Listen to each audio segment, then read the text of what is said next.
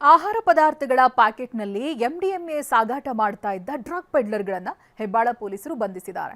ದೆಹಲಿಯಲ್ಲಿ ನೈಜೀರಿಯಾ ಮೂಲದ ಸೊಲೊಮನ್ ಟಚುಕ್ಯೂ ಬಂಧನ ಆದರೆ ಬೆಂಗಳೂರಿನಲ್ಲಿ ರಾಕಾಂಗ್ಮಿ ತನಿರೋಸ್ ಮೋಹನ್ ಜಾನ್ಸನ್ ಸೆರೆ ಸಿಕ್ಕಿದ್ದಾರೆ. ಮಣಿಪುರ ಮೂಲದ ರಾಕಾಂಗ್ಮಿ ಮೋಹನ್ ಕುಮಾರ್ ಹಾಗೆ ಜಾನ್ಸನ್ ಬಳಿ 34 ಕೋಟಿ ಮೌಲ್ಯದ 17 ಕೆಜಿ 580 ಗ್ರಾಂ ಎಂಡಿಎಂಎ ಡ್ರಗ್ಸ್ ವಶಕ್ಕೆ ಪಡೆದುಕೊಳ್ಳಲಾಗಿದೆ. ನೈಜೀರಿಯಾ ಮೂಲದ ಸೊಲೊಮನ್ ಬೆಂಗಳೂರು ಪೊಲೀಸರಿಗೆ ಸವಾಲ್ ಹಾಕಿ ಪೆಡ್ಲಿಂಗ್ಗೆ ಮುಂದಾಗಿದ್ದ. ಮೆಸೇಜ್ ಆಧಾರದ ಮೇಲೆ ಹೆಬ್ಬಾಳ ಪೊಲೀಸರು ಆರೋಪಿಗಳ ಚಲನವಲನದ ಮೇಲೆ ನಿಗಾ ವಹಿಸಿದ್ರು. ಬಾಣವಾರ ಕೆರೆ ಬಳಿ ಡ್ರಗ್ ಪೆಡ್ಲಿಂಗ್ಗೆ ಬಂದಿದ್ದಾಗ ಆರೋಪಿಗಳನ್ನು ಲಾಕ್ ಮಾಡಲಾಗಿದೆ. 10 ದಿವಸದಲ್ಲಿ ಅದು ಕಾರ್ಯಾಚರಣೆ ನಡೆದಿದೆ.